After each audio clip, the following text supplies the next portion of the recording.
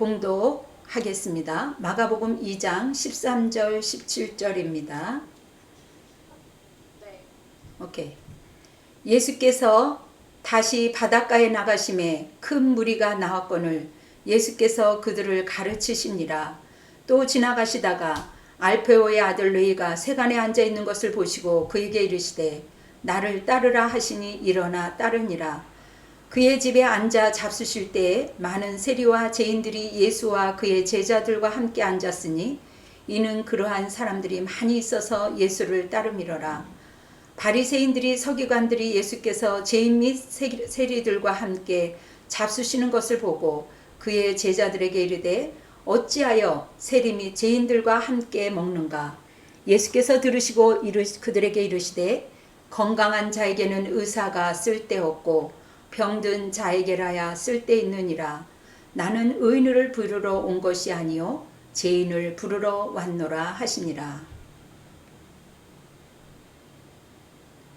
레위가 예수님을 따른 행동은 전적으로 본인의 전 생애를 예수님께 맡긴 겁니다. 예수님과 동고동락하겠다는 의지를 결단으로 행동한 것이지요.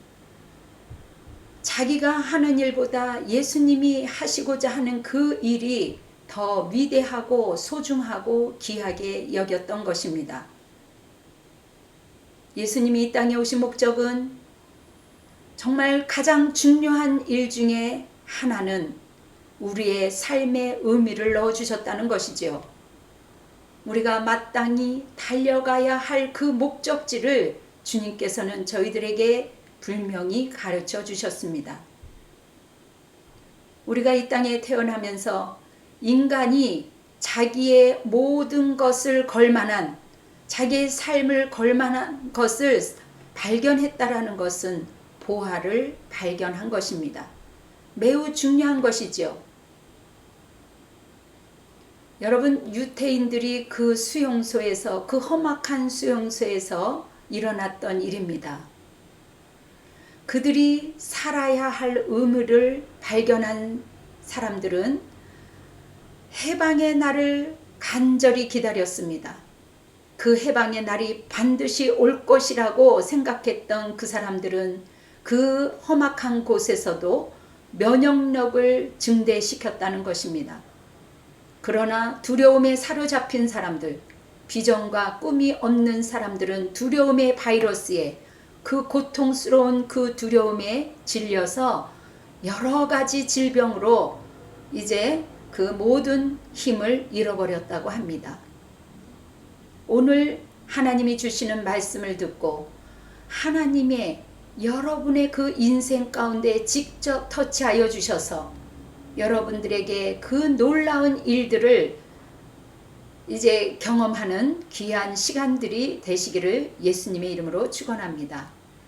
성경 우리 다 같이 마가복음 2장 14절을 읽어보겠습니다. 또 지나가시다가 알페오의 아들 레위가 세간에 앉아 있는 것을 보시고 저에게 이르시되 나를 따르라 하시니 일어나 따르니라. 예수님이 부르시는 시간은 소중한 시간입니다. 이 하나님이 지나가는 하나님의 그 시간, 이 시간은 지나가는 시간입니다. 즉시 응답하지 않으면 그냥 없어지는 시간이죠. 왜냐하면 창조주 하나님은 우리 피조물에게 명령하시는 시간이므로 즉각적인 응답만이 은혜를 경험하는 것이고 수용하는 것입니다. 그러므로 응답은 즉각적이고 또 희생적이고 지속적이어야 할 것입니다. 예수님은 저를 비롯해서 수많은 사람들 무리 중에 저와 여러분들을 선택하셨습니다. 만일 저와 여러분을 선택하지 않으셨다면 앞으로 심판을 받아야 할 자들일 것입니다. 하나님 편에서는 기억에 없는 무리들로 기억되겠지요. 저와 여러분이 하나님의 그 부르심 앞에 기억된다는 것은 구원과 연관됩니다. 우리 주님께서는 무리 가운데 우리를 부르셔서 우리를 귀한 존재로 만드셨습니다. 그리고 저와 여러분들을 통해서 또다시 어렵고 힘든 사람들을 이제 귀한 존재로 이제 사용되는데 우리가 쓰임 받기를 간절히 원하고 계십니다. 미국 시카고 대학의 칙센트 미아라는 교수는 몰입의 즐거움에 대해서 말했습니다. 이제 먼저는 만날 사람이 없을 때 사람들은 불행해진다고 말합니다. 그리고 누군가에게 연락을 해야 되는데 연락할 사람이 없을 때, 그리고 누군가에게 전화를 해야 되는데 그 사람이 좋아할지 나빠할지 정확하게 잘 모를 때 사람들은 마음에 불행과 또 우울한 마음이 생긴다고 합니다. 그리고 사람들이 우울해질 때 그 마음은 여러 가지 질병을 일으킬 수도 있는 거죠. 또 사람들이 몰입의 그 즐거움에서 하는 얘기는 사람들이 가장 불행할 때 일거리가 없을 때 또 불행해지는 그러한 마음이 든다고 합니다. 우리가 일할 수 있다는 것은 어쩌면 굉장히 감사한 일이죠. 물론 여름에 덥습니다. 가만히 있어도 더울 때 우리가 일하면 우리도 모르게 불평할 수가 있습니다.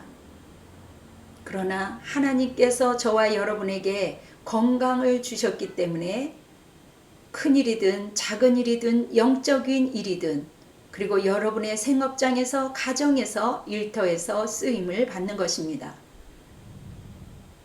과거 우리나라의 귀향의 역사를 살펴보면 그 가운데 충성했던 충신들도 많이 있었습니다. 그 중에 고려의 개국 공신이었지만 귀향을 가게 된 정서라는 분이 있었습니다. 그는 왕의 부름을 애타게 기다리는 가운데 정과 정곡이라는 그 시를 불렀습니다. 그 후에 그는 명종 70년에 다시 불림받아 등용받아서 그가 많은 책을 기록했고 또한 그의 훌륭한 저서를 이제 남겼습니다. 만일 그 정서가 그 왕에게 불림을 당하지 않았다면, 다시 선택받지 않았다면 얼마나 외롭고 정말 기가 막히고 쓸쓸하게 죽어갔을 것입니다. 오늘 여러분과 저와 함께 이 예배의 자리에 주님을 높이며 하나님이 어떠한 분이신지, 예수님은 우리와 어떠한 관계인지 예배의 자리에서 또한 우리는 알아가며 하나님 앞에 선택받은 자로서 우리는 의미 있는 삶을 부르심으로 초대를 받았습니다. 성경에는 부르심이라는 단어가 많이 여러 곳에서 나와 있습니다. 성경에 나오는 엘리야, 엘리사, 이사야 이러한 모든 분들이 거룩한 현장 속에서 하나님 앞에 하나님의 사역에 동참한 자들입니다. 지금 바라보는 모습들은 서로 다를 수 있습니다. 각자 하나님의 부르심이 다 다르기 때문입니다. 그러나 하나님의 나라의 확장을 위해서 어떤 이는 아이들을 가리키며 또 저와 같이 말씀을 선포하는 사람이 있고 또 이제 이 일을 위해서 여러 가지 또 하나님의 나라를 위하여 애쓰고 수고하는 사람들이 많이 있습니다. 우리는 단 하나의 목적을 가지고 우리가 같은 곳을 향해 나아가는 것입니다. 하나님 나라를 위해서 선택받은 것입니다.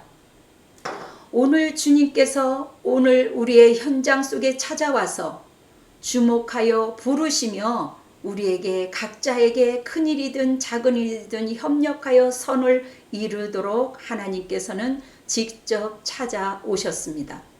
할렐루야. 여러분, 유대인이 가장 혐오스러워하고 가장 싫어하는 사람들이 첫 번째 창기이고 두 번째 세리라고 말합니다.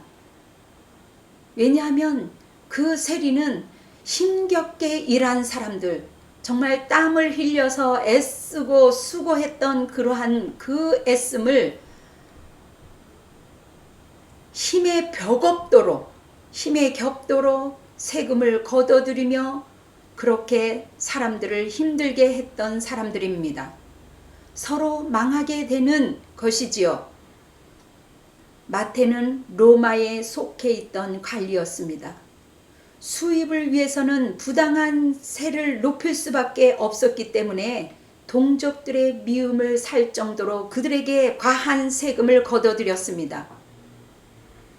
우리도 일본 사람들 밑에서 또 그렇게 여러 가지 안 좋은 일을 하는 사람도 없잖아 있었습니다. 이와 마찬가지로 로마에서 그렇게 그들 밑에서 일을 하면서 욕을 먹었던 레이, 바로 세리입니다. 이 레이는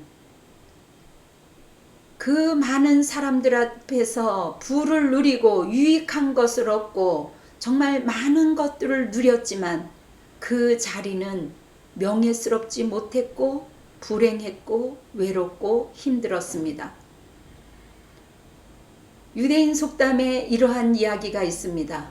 산 중에는 사자가 있고 거리에는 세리가 있도다 라는 유대의 속담이 시사하듯이 유대인들의 혐오와 유대인들의 증오의 대상이 되었던 것입니다. 유대 그 문둥이를 기피하듯이 세리들을 기피했습니다. 민족의 변절자여 민족의 고효를 착취하는 증오와 멸시의 대상이었던 것입니다. 모든 사람들을 힘들게 한 것이지요.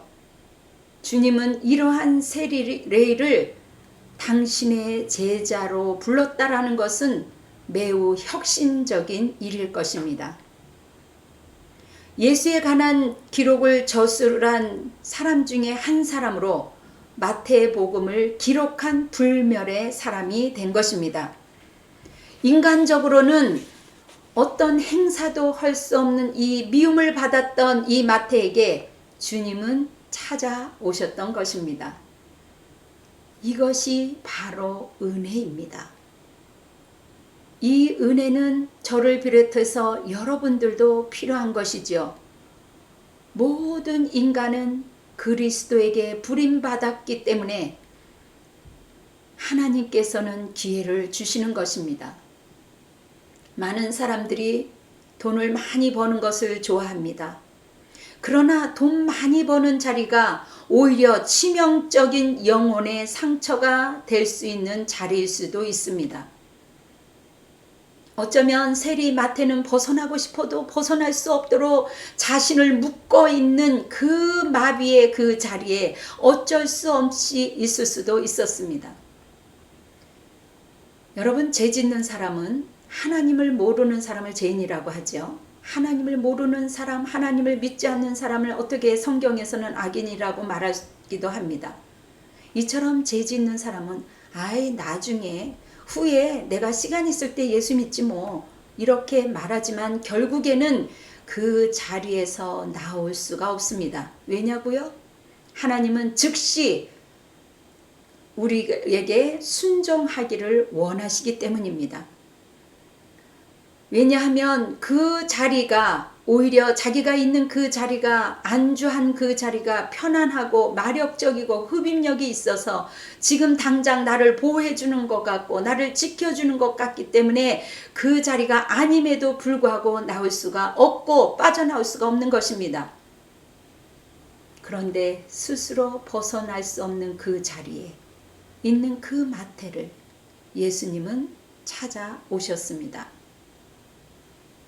여러분은 무리 가운데 불러셔서 목적이 있는 자리에 하나님이 저와 여러분을 만나 주셨습니다. 그러므로 우리가 해야 할 일은 그분을 향하여 기뻐하며 찬양하며 감사하며 그분의 음성을 듣는 것입니다. 이렇게 선택받은 사람은 반드시 축복 속으로 은혜 가운데 살아가는 것입니다. 조선시대의 그 왕에게 불림을 받았어도 사람이 누림이 있고 인생이 피는 것인데 하물며 창조주 하나님 앞에 선택을 받았고 또 하나님의 자녀로 부름받았다라는 것은 하나님의 은혜 가운데 은총을 입은 자들입니다. 그동안 쌓아왔던 모든 현장 가운데서도 우리가 작은 일이든 큰 일이든 무엇을 했든 하나님의 이름 앞에 불려졌을 때는 우리에게 놀라운 삶을 살기를 원하십니다. 오늘 본문의 마태는 너무나도 기뻤습니다. 그리고 예수님을 자기 집으로 이제 초대합니다. 자기의 친구들, 동료들, 그렇게 멸시받았던, 돈은 있었지만 멸시받았던 세리들, 그 친구들을 예수님과 더불어 그 잔치에 함께 참여하게 한 것입니다. 우리 예수님은 이 모든 것을 버려두고 따를 만한 엄청난 큰 의미를 갖고 계시는 분이십니다. 세리 레위의 이와 같은 4가지의 의미가 들어있는 것을 우리가 한번 볼 수가 있습니다. 레위는 천대받은 마태가 지금까지의 그 수치스러운 삶을 청산한다는 것입니다. 위대한 자리에 불러주신 예수님께 감사의 표시로 대접하는 것입니다. 동료 세리들과 죄인들에게 예수를 알게 하고 초대하여 예수를 믿게 한 것입니다. 동족의 피를 빨아먹는 지나친 세금을 거둬들였던 환경과의 이별을 기념하는 의미를 가지고 있습니다. 하나님의 부르심에는, 하나님의 은사에는 후회도 실패도 없습니다. 하나님은 우연히 부른 것이 아닙니다. 지나가다가 부르신 것처럼 보일지라도 결코 우연이 아닙니다. 필연적으로 하나님께서 선택하신 것이며 나를 따라오라고 부르신 때 하나님께서는 선택한 자를 부르신 것입니다. 그러므로 주님께서 부르실 때 쫓아오지 않는 자가 없습니다. 하나님은 우리를 즉흥적으로 부르시고 기분에 따라 부르시고 우연히 부르시고 구원하시는 분이 결코 아닙니다. 우리를 복권에 당첨하듯이 그렇게 얻어진 것이 아니라 놀라운 하나님의 은혜 속에 계획된 것입니다. 만세 전부터 하나님의 섭리 가운데 우리를 예정하셔서 부르신 것이지요. 하나님의 프로그램 안에 창세전에 저와 우리를, 여러분을 예정하셨기 때문에 하나님의 섭리 가운데 부르신 줄 믿습니다. 주님은 또한 죄인을 지금의 모습으로 부른 것이 아니라 그 속의 가능성을 보고 부르셨습니다. 마가복음 2장 16절 17절 같이 한번 읽어보겠습니다. 바리새인이 서기관들이 예수께서 죄인 및 세리들과 함께 잡수시는 것을 보고 그 제자들에게 이르시되 어찌하여 세리 및 죄인들과 함께 먹는가? 예수께서 들으시고 그들에게 이르시되 건강한 자에게는 의원이 쓸데없고 병든 자에게야 쓸데있느니라. 나는 의인을 부르러 온 것이 아니요 죄인을 부르러 왔노라 하시니라. 이처럼 지나친 세금을 거둬들여서 백성들을 불안하게 하고 힘들게 했었던, 그렇게 욕을 먹었던 세리는 민족의 피를 빨아먹는 자였습니다. 사람들의 피를 빨아먹는 자였습니다. 서서히 민족을 죽여가는 거머리 같은 이 자를 사람들은 정죄하고 증오했지만 주님은 그 속에 다른 것을 보았습니다. 하나님은 우리를 최초로 부르실 때 우리 속에 있는 유전자를 보십니다. 하나님의 DNA, 그 유전자를 하나님께서는 보시고 본래의 모습대로 변화시켜 주시는 것입니다. 우리에게 느껴지는 스스로의 모습, 자신을 판단하지 마십시오. 우리가 실수할 수 있습니다. 실수한 부분에 의해서 우리는 스스로 우리에게 자괴감을 주며 자책감을 가질 수 있습니다. 그래서 그 판단이 잘못될 수 있습니다. 사랑하는 여러분, 하나님이 세워주신 성령의 DNA가 놀라운 변화를 일으키실 겁니다. 우리의 모습을 보면 좌절할 수밖에 실패할 수밖에 없지만 우리 안에 있는 성령님, 우리 안에 있는 DNA를 여러분들이 발견하시기를 바랍니다. 또한 우리 또한 저와 여러분은 그렇게 선택받은 저와 여러분은 하나님의 청지기입니다. 그러므로 결코 우리 자신을 함부로 판단하시지 않기를 간절히 바랍니다. 물론 돈은 이렇게 말합니다. 세상은 그렇게 말합니다. 어둠은 우리에게 이렇게 말합니다. 너는 죄인이야. 문둥병자 같은 죄인이야. 민족의 피를 빨아먹는 죄인이야. 그렇게 독의 언어, 정말 세상의 언어로 우리의 그 심령을 괴롭힐 수 있습니다.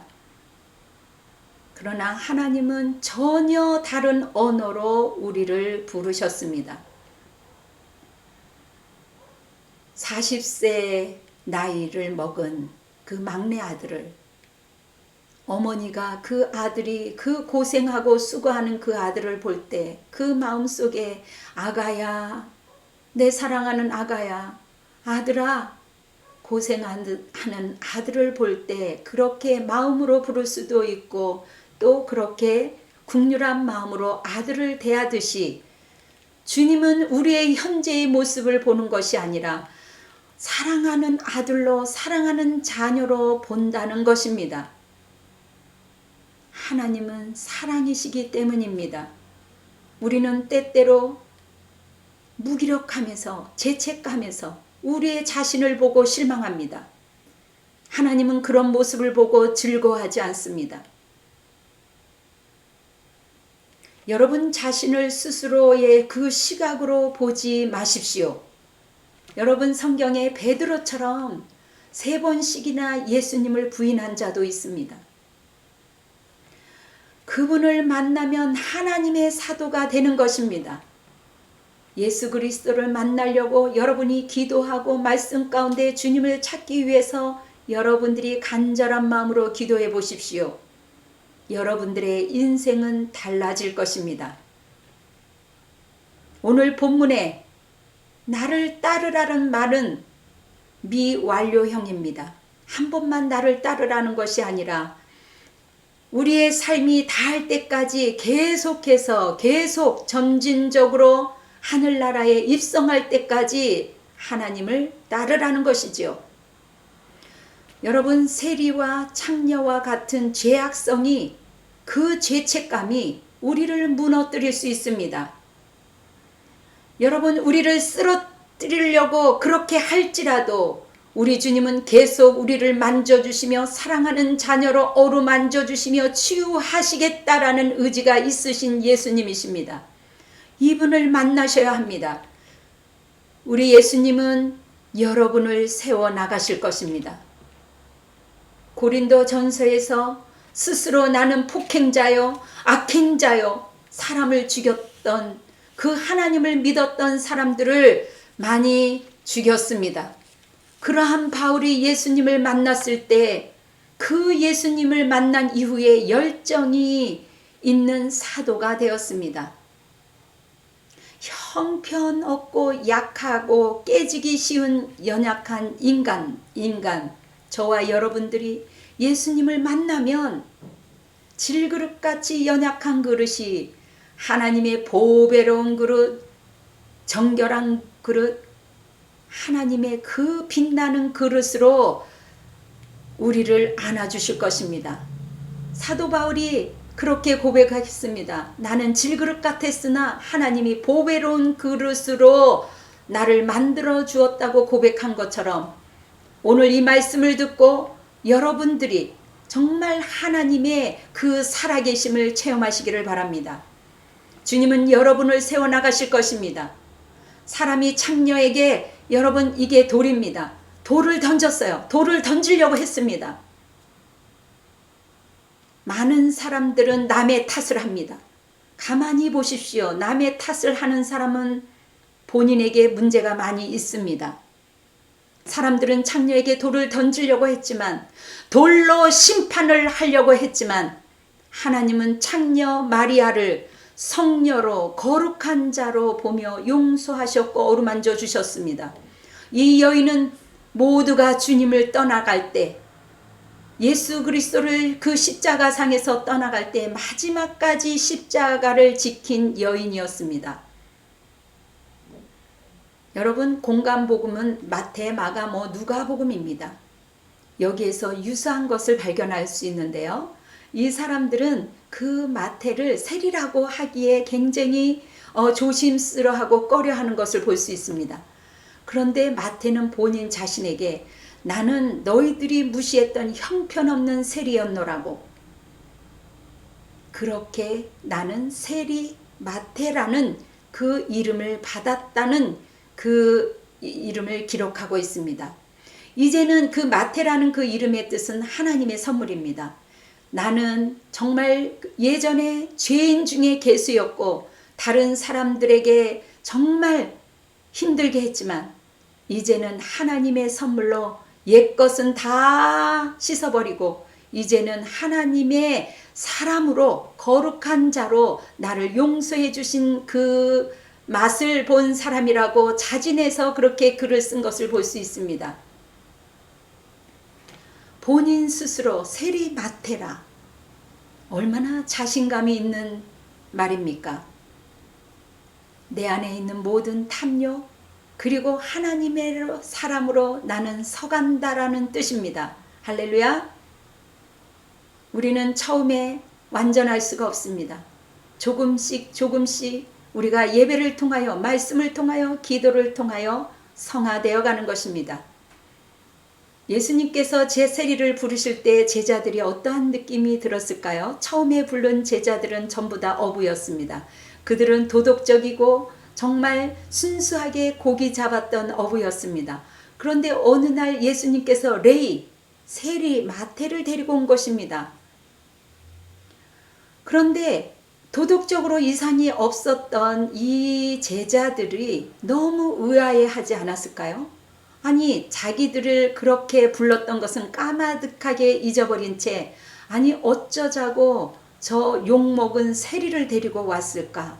처음에는 그렇게 의문을 품었을지 모릅니다.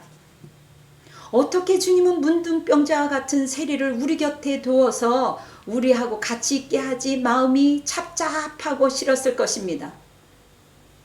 우리 속에는 그렇게 판단이 들어올 수 있어요. 순간 마음으로 사람들이 어떻게 들어왔지? 저 사람이 어떻게 임직식을 받지? 임직자 훈련을 받지? 그렇게 오해할 수 있습니다. 그런데 그러한 사람이 임직자를 받게 되면 더 충성하고 더 하나님께 영광 돌리는 것을 볼 수 있습니다. 그러므로 우리는 사람들을 이제 판단하지 않아야 할 것입니다. 여러분, 성경에 보면 살인자나 도둑 들어와서 변화받는 곳이 라마 나요시라고 이제 있습니다. 라마 나요스의 세계는 성령이 왕노릇하는 세계, 성령의 지배를 받고 말씀에 따라가는 세계입니다. 거기에서 심령으로 살인자, 도덕자, 도둑 같은 그러한 심보를 갖고 있는 사람들이 변화받는 곳입니다. 내 모습 이대로는 도대체 믿는 자라고 말하기가 부끄럽고 세상에 말하기도 창피한데 예수님은 부르셨습니다. 하나님은 지속적인 간섭을 통하여 사람들의 마음을 세워갑니다. 문제, 사건을 통해서 하나님은 마음을 연단시키며 기운을 뺍니다. 속히 하나님께로 돌아오라는 초청입니다. 사인입니다. 여러분, 곧바로 순종해야 고통이 덜합니다. 하나님의 사람으로 초청되었을 때 불순종하면 고생 끝에 나중에 돌아오는 어리석은 사람들이 종종 있습니다. 하나님의 말씀은 즉시 순종하는 겁니다. 곧바로 순종하는 겁니다. 하나님은 여론에 흔들리지 않습니다. 그래서 신뢰할 만한 분이십니다. 그분의 부르심에는 후회도 없습니다. 나중에 마태가 돌이켜보니 나의 강점은 과거의 나의 직업이었다라는 것을 깨달았을 겁니다.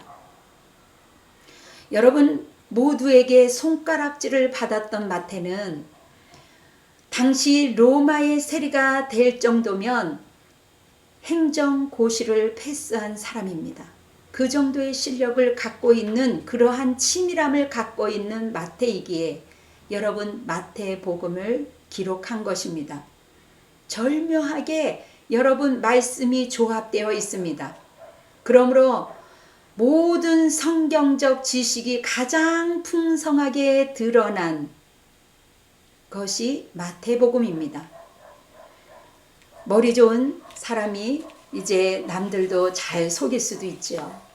그런데 이러한 사람이 하나님 앞에 붙들려서 예수님을 믿게 되면 창의적인 사고로 주님을 섬기게 되는 것을 볼 수 있습니다. 그런데 베드로와 같은 우둔한 사람이 또 예수를 믿게 되면 오직 충직함으로, 충성함으로 주님을 영광스럽게 하기도 합니다. 자신이 어떠한 자리에 있었던지, 어떠한 사람이었든지 하나님의 부르심의 자리에 서는 순간 영광되게 쓰임받게 되는 것이지요. 하늘나라의 황금의 비전을 안고 있는 자, 그 비전의 싹은 주님이 물 주시고 가꾸셔서 자라게 하는 것입니다. 기도 중에 또 2050년도에 이제 우리는 40억의 사람들이 곳곳마다 부활의 신앙으로 서는 것을 보게 될 것입니다. 부르신 저와 여러분을 통해서 이 일을 하게 하시는 겁니다. 단지 하나님의 그 부르심은 사랑입니다. 나를 따라와라, 예수 믿고 구원받아라. 그렇게 우리를 부르는 것은 하나님은 사랑이기 때문에 우리 또한 사랑으로 살아가기를 원하십니다. 우리 예수님은 한 번 부르셨는데 과거를 묻지 않으십니다. 왜냐하면 마태가 그 가버나움의 세리 노릇을 한 것을 우리 예수님이 너무나도 잘 알고 있습니다. 근데 수차례 마태와 가버나움에 가셨습니다. 그럼에도 불구하고 마태에게 한 번도 너가 이랬었지 상기시켜 주지 않으셨습니다. 여러분, 사랑은 허다한 죄를 덮는 것입니다. 과거를 드러내지 않는 것이 사랑입니다.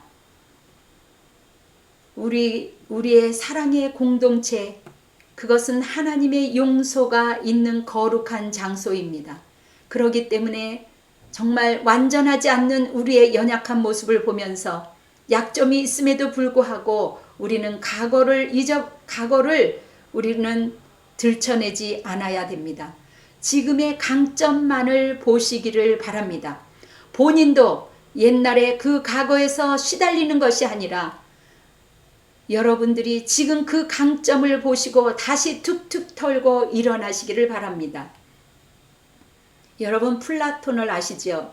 그 플라톤은 자기의 제자들을 뽑을 때 3가지를 보았다고 합니다. 물론 다른 것을 보았겠지만 강한 기억력, 첫째는 강한 기억력을 잘하는 사람, 머리가 좋은 사람이겠죠.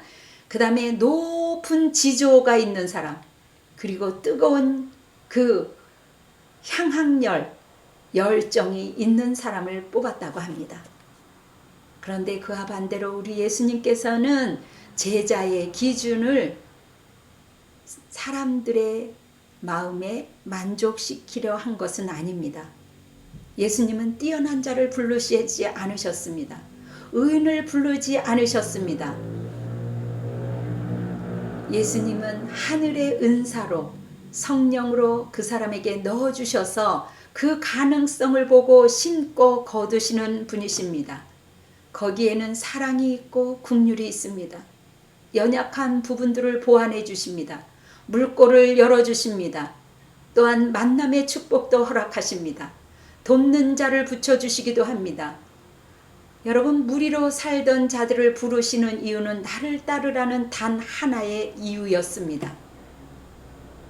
그러나 우리가 믿음 생활하면서 힘들다고 십자가의 언덕까지 올라갔다 내려오면 무슨 소용이 있겠습니까?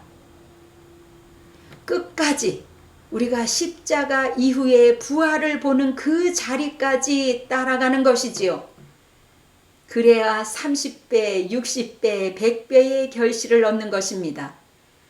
우리가 아름다운 하나님이 주시는 환상을 보며 부활의 축복으로 살아갈 수 있는 것입니다. 주님의 뜻을 따라간다는 것은 좁은 길이에요. 외로운 길이에요. 어쩌면 아무도 알아주지 않는 길입니다. 그러나 나의 것을 내려놓으면 다 잃은 것 같아요. 그러나 절대로 그렇지 않습니다. 내 권리를 내려놓으면 아무도 알아주지 않지만 내 권리를 포기하면 주가 주시는 권리가 따로 있습니다. 이것이 비밀인 것입니다. 내려놓음이 유일한 비밀인 것입니다. 마가복음 2장 15절에 마가복음 2장 15절 읽어보겠습니다. 그의 집에 앉아 잡수실 때 많은 세리와 죄인들이 예수와 그 제자들과 함께 앉았으니 이는 그러한 사람들이 많이 있어서 예수를 따름이러라. 신성과 인성을 모두 갇혀있던 예수님은 모든 행동의 우연이라는 것은 없습니다. 삭개오의 집에 가신 주님은 그 삭개오의 집에 들어가셨습니다. 부르신 목적의 그 잔치를 여신 이유는 삭개오와 교제를 하고 싶어 했던 것입니다. 그리고 마태와 교제를 하고 싶은 것입니다. 그리고 저와 여러분과 함께 교제를 하고 싶은 것입니다. 이것이 바로 천국 그림이에요. 이것이 아름다운 교제입니다. 그리고 먹는 교제입니다. 우리가 먹을 때 즐겁잖아요. 여러분, 최후의 만찬은 이별을 앞둔 눈물의 자리가 아니었어요. 예수님의 최후의 만찬은 죽기 전에 한상 차림이 아닌 것입니다. 부활하셔서 사시는 주님께 이별이 어디 있겠어요? 주님은 다니엘서 2장에 천국을 보여주셨던 것입니다. 우리 주심교회가 한 달에 한 번씩 성찬을 하게 되는데 그 성찬의 의미는 주님이 나와 한 몸이 되었음을 기쁨으로 참여하는 것입니다. 그래서 때로는 하나님의 은혜로 눈물도 쏟지만 성찬은 우리가 눈물과 애통의 의식만이 아니라 주 예수를 믿는 사람들은 주님의 잔에 주님의 떡에 참여할 수 있는 것입니다. 주라고 고백하는 모든 사람은 같이 모여서 하나를 이루는 공동체의 성만찬입니다. 주님은 이처럼 부활하셨습니다. 우리가 공동체 안에서 서로 연합하며 기뻐하기를 원합니다. 우리 육신의 부모도 우리의 자녀들이, 특히 결혼한 자녀들이 서로 우애 있고 사랑하는 것을 볼 때 얼마나 기쁩니까? 우리 예수님도 마찬가지입니다. 우리 영적인 자녀들이 서로 사랑하고 서로 긍휼히 여기며 하나님 사랑, 이웃 사랑, 그리고 연약한 자, 고아와 가부와 그러한 자들을 우리가 손을 펼 때 우리 주님께서는 얼마나 기뻐하시겠습니까? 그것은 하나님께 구워주는 것입니다. 여러분들도 그 예수님의 그 사랑의 교제처럼 나누는 교제, 나누는 만남, 기쁨의 축제가 열리기를 축원합니다. 그러므로 우리는 교제가 있어야 됩니다. 만남의 기쁨을 해야 합니다. 함께 떡을 떼며 함께 먹으며 마시며 나누는 것은 주님이 하신 방법이에요. 저도 한때는 함께 먹고 함께 사람들을 불러서 잔치하는 것을 너무 좋아했습니다. 그런데 어느 날 주님께서 따로 말씀을 먹이라, 네가 나를 사랑하느냐, 그것을 3번씩이나 저에게 말씀해 주셨습니다. 영의 양식을 주는 하나님의 그 깨달음 또한 하나님의 섭리 가운데 이루어 주신 줄 믿고 감히 이 자리에 서게 된 겁니다. 예수님이 주신 축복은 이러합니다. 마태의 모습을 통해 기독교는 기쁨과 감격과 희열과 평안과 누림과 자유가 있는 복음입니다. 안타깝게도 십자가의 그 성막까지 올라갔다가 후퇴하는 안타까운 사람들을 볼 때 너무나도 마음이 애잔합니다. 바리새인과 서기관들이 찾아와 어떻게 예수님 보고 어떻게 죄인과 한 식탁 안에서 먹느냐고, 식사를 하냐고 예수님께 반문합니다. 예수님의 의대를 전혀 알 수 없었기 때문에 그들의 경험적 판단으로 예수님을 판단하는 것이며 예수 믿는 사람들을 정죄하고 판단하는 것입니다. 여러분, 조나단 에드워드는요, 하나님의 은혜로 말씀을 준비했던 분입니다.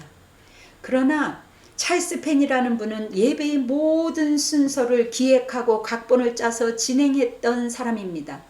모든 방법을, 지정의를 다 동원한 사람이죠. 다르지만 하나님께서는 모든 방법을 사람들에 따라 다 다르게 사용하십니다. 얼마나 중요한 것입니까? 여러분, 우리는 각각 다름을 인정하고 긍휼히 여겨야 할 것입니다. 주님은 병든 자에게 의원이 필요 없다라고 말씀하고 계세요.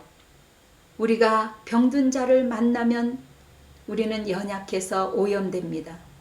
그래서 코로나도 조심하라고 늘 우리는 이제 격려를 받게 되지요. 진실한 신앙을 소유하지 못한 사람은 감사와 찬양보다는 현실에 대한 불만만 쏟아놓습니다. 왜 나냐고. 그렇게 사람을 원망하고 정죄하고 하나님을 비판합니다. 매사가 원망스럽고 짜증스러워합니다. 여러분, 스스로 자기 자신을 의롭다고 하는 것은 잘못된 목적으로 하나님께 나온 자들입니다. 그들은 예수 믿으면서 자신의 욕구를 채워지지 아니하면, 자신의 뜻과 일치하지 아니하면 싸나운 사람으로, 강팍한 사람으로 변합니다. 그러므로 서슴없이 비판합니다. 하나님의 사랑과 성도들을 비난하고 핍박하는 자리로 나아가는 겁니다. 약한 우리는 죄인을 만나면 영향을 받지요. 그러나 유일하게 영향을 받지 않으시는 분은 예수님 한 분이십니다. 예수님은 죄인을 부르러 왔다고 말씀하십니다. 마가복음 2장 17절을 함께 읽겠습니다. 의인을 부르러 온 것이 아니요 죄인을 부르러 왔노라 하시니라. 예수님께서 세상에 오신 목적은 죄인을 부르시고 구원하시기 위해 오셨습니다. 이 목적을 위해서, 죄인들을 위해서 당신이 직접 그 험한 십자가를 지심으로 구속의 역사를 완성시킨 것입니다. 하지만 예수님의 구원은 스스로 죄 없다 하는 자들에게 나는 죄가 없어, 교회를 다니면서 그렇게 얘기하시는 분이 있습니다. 그러한 분은 죄송하지만 해당이 없습니다. 왜냐하면 예수님께서는 죄인을 부르러 오셨기 때문입니다. 자기 한계를 아는 사람, 마음의 심령이 애통하고 가난한 자를 부르셨습니다. 그러므로 예수님의 그늘 아래, 영향력 아래 사시는 것이 얼마나 큰 축복인지 모릅니다. 그러한 사람은 하나님의 비전 가운데 있는 사람입니다. 하나님이 지금은 힘들지만 하나님이 끝까지 나를 지켜주실 거야. 나를 해방시켜 주실 거야. 나를 이 질병에서 나를 일으켜 주실 거야. 병상에서 반드시 나를 보호해 주실 거야. 그리고 끊임없이 예수님을 신뢰하는 것입니다. 모든 어둠의 영과 싸울 수 있는 사람들입니다. 그러나 교회를 오랫동안 다녔지만 하나님을 경외하지 않고 하나님을 신뢰하지 않는 사람들은 작은 어려운 일에 넘어지고 만 겁니다. 하나님은 저와 여러분들이 영향을 끼치는 사람들이 되어지기를 간절히 원하십니다. 여러분, 세리 마태를 8번째로 부르셨어요. 그런데 그를 사도로 만드는 분, 마태복음을 기록한 자로 하나님께서는 만들어 주셨습니다. 그러므로 내가 나를 판단할 때 찾아볼 수 없었던 그 고통스러웠던 내 자신이 주님을 만날 때 나를 발견하고 자기의 비전을 발견하고 그럴 때 주님이 쓰시는 것이지요. 우리가 주님을 만나면 급작스럽게 승승장구하는 게 아닙니다. 우리가 주님을 만나면 이제 그때부터 훈련이 들어갑니다. 사방을 봐도 돕는 자가 없는 것 같이 보입니다. 아무도 나를 도와주지 않는 것 같습니다. 그리고 여러 번 웅덩이에 빠지게 합니다. 그렇게 마음의 연단을 훈련시킵니다. 그리고 이제는 나의 한계를 알고 끝까지 하나님을 신뢰하는 자가 될 때 하나님께서는 그를 사용하시고 부르십니다. 사랑하는 여러분, 주님의 부르심 앞에 따르는 여러분이 되시기를 간절히 원합니다. 여러분의 영육이 잘 되어서 하나님의 축제의 주인공이 되시기를 예수 그리스도의 이름으로 축원합니다. 아멘.